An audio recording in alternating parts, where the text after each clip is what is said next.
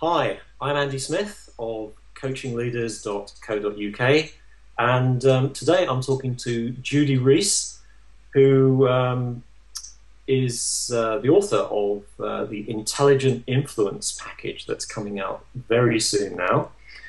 In the last few days, Judy's released a series of short videos with names like the two lazy Jedi questions, or lazy elephant questions, as one of my thought it was called for some reason.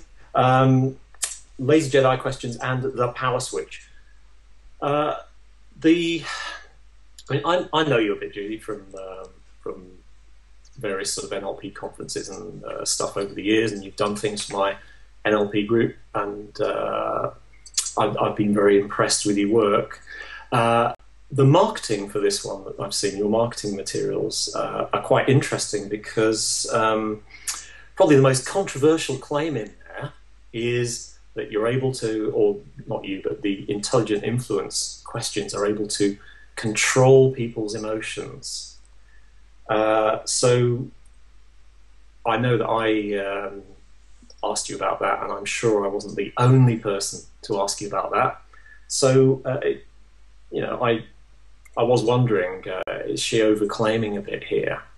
So it's really good to have the opportunity to ask you live and on the spot. Judy, aren't you overclaiming a bit here? No. Okay, I would say that, wouldn't I? I mean, it's really quite interesting. Yes, the marketing is stretching my comfort zone as well as some of the people who are hearing it, but I honestly believe the skills, the ideas that I'm sharing in this program are incredibly powerful. They do have the potential that I've talked about to change lives, to change the way people think.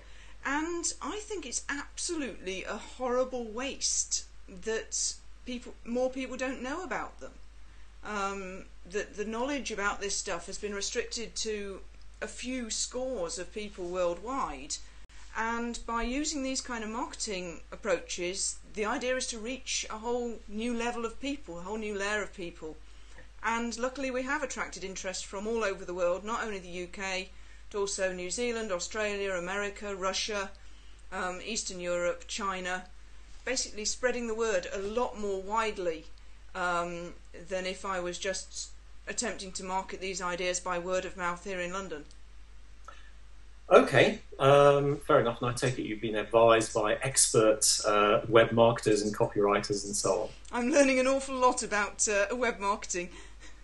Yeah.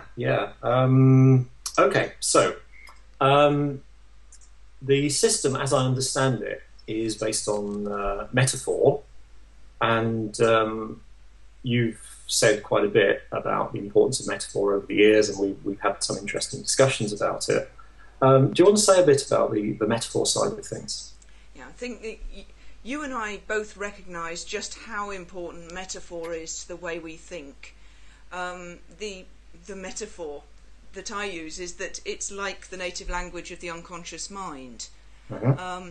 Metaphor is like the connection. It's like the glue holding together thought and emotion.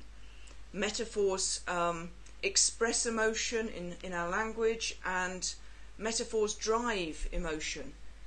One of the reasons that advertisers use metaphor to such an extent is that they do capture our emotion, our attention, and it's our emotions that drive our behaviour.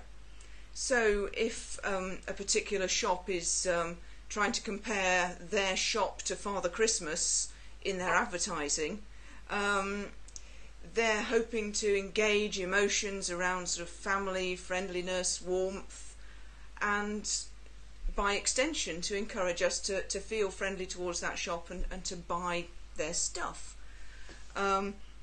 Amusing advert I heard just today online. There was an ironing service that was compared to the fairy godmother. Right. So getting my ironing done would be like having a fairy godmother who would wave a magic wand. And it does engage your emotions, and that's why I've been using so many metaphors in the marketing for this. So the 2 lazy Jedi questions, you're channeling the Force without getting off the sofa.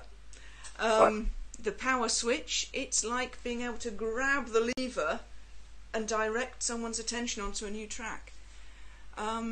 So metaphor really, really matters to us. And that's before we even get into the discussions about embodied cognition that you and I have had around the fact that when you hold a warm drink, you feel warmer towards another person, and those kind of things. Yeah, or if you're going to run some sort of brainstorming or creativity workshop, it's better to do it in a high-ceilinged room because it gives, metaphorically, more room for the ideas to come out. So it does seem like the brain works metaphorically, and absolutely convinced of that. Okay, so some of us have known about the importance of metaphor and storytelling for quite a long time now, although it may be quite new to some viewers or listeners. Okay, we've got metaphor, we've got storytelling, we know quite a lot about that. Scientific research is coming in to back that up all the time. What's actually new in your system and in what you're saying? Well, what's new is that rather than paying particular attention to the metaphor as being something that I, as the seller, deliver to you as the buyer, right, the attention goes to what are the metaphors that you, the buyer, are using to represent things in your system, and how do we get to that information? So it's discovering your metaphors rather than giving you my metaphors. Now what that does is effectively it gives me as the seller a whole bunch more information about you and the way you represent things in your subconscious mind, which enables me to then present things in a way that fit most appropriately for you. Now, the experts are really only just discovering this. There's one marketing expert, a guy called Gerald Zaltman at Harvard University, who has a proprietary system, very expensive, for eliciting customers' metaphors about products. But the stuff I've got is simple. It's the kind of stuff you can just pick up straight away if you're willing to have a go. And it enables you literally on the fly to open up that hotline to someone else's subconscious mind. It has the potential to be absolutely phenomenal. And again, I think it's a real shame if people don't know about it. Right, okay. So I get a little bit mixed up, actually. I've seen so many bits of marketing and so many examples, both on your site, but also stuff that some of your affiliates, who are these kind of whiz-bang street hypnosis guys or web marketing gurus or whatever, have cooked up, which is slightly different. And some of them, correct me if I'm wrong, are saying something like, this is like a nuclear weapon, and if it got into the wrong hands, it would be really quite, we don't want it to get into the wrong hands kind of thing. And it always reminds me of when I was a kid, I used to read a lot of American superhero comics, and they had adverts in there for things like, I think it was like the Hapkido self-defense system, and it was saying, on condition of buying this, you must swear never to reveal the secret, send $5 to. So the secrets were available to anyone who was sending out $5. Now, in some of your videos, they're free. So what's is it really that controversial? Is it? And if so, is it ethical?